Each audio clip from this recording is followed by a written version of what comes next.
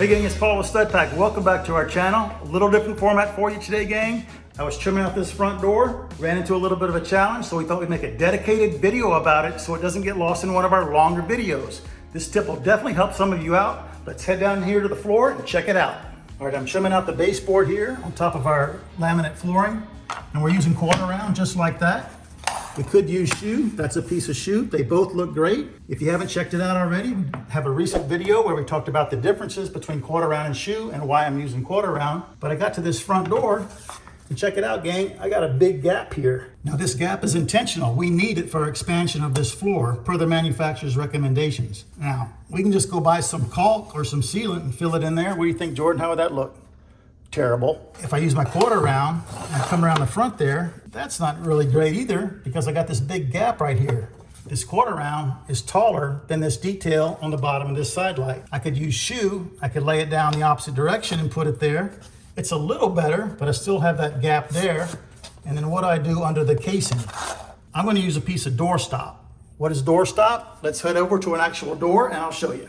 Over at this door, this piece of molding right here that the door hits is called door stop. This is a sample of door stop. It has 3 square edges and 1 rounded over edge.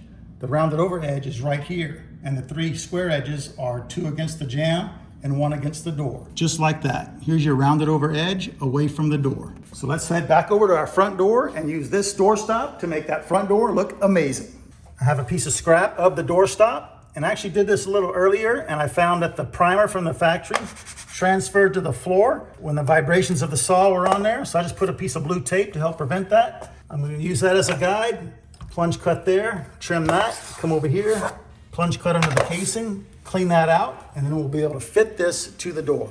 Let's get my hearing protection on, fire up the vacuum, and undercut those casings.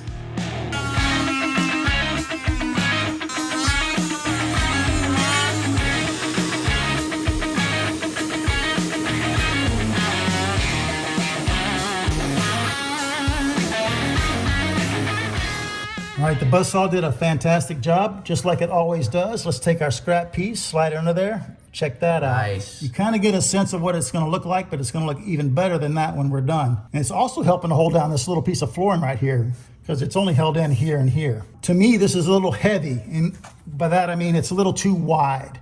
I think it should come out as thick as the casing is. So let's get our length, go out to the saw, cut it to length, and then I'm also gonna rip it more narrow than this, probably by about 5/16 of an inch. Let's head out to the saw and get that done.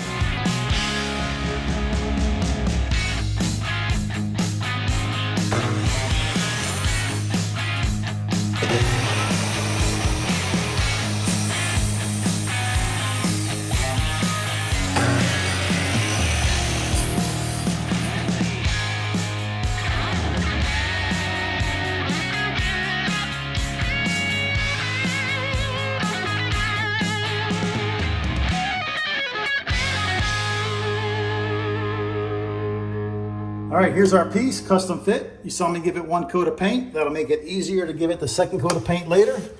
Let's try it out. I can tell it's gonna go in there nice. Perfect, look at that. Nice. Look how nice that looks. It finishes off completely and it really anchors this door to the floor. But how are we gonna fasten it? I can't drive a nail down because I got concrete underneath and I can't go that way sideways. I'll just split this. So I'm just gonna use caulk, gang. And this stuff is like glue. It says right there, strong multi-surface adhesion. Just pull it out of here, put some caulk on it, and put it in for good.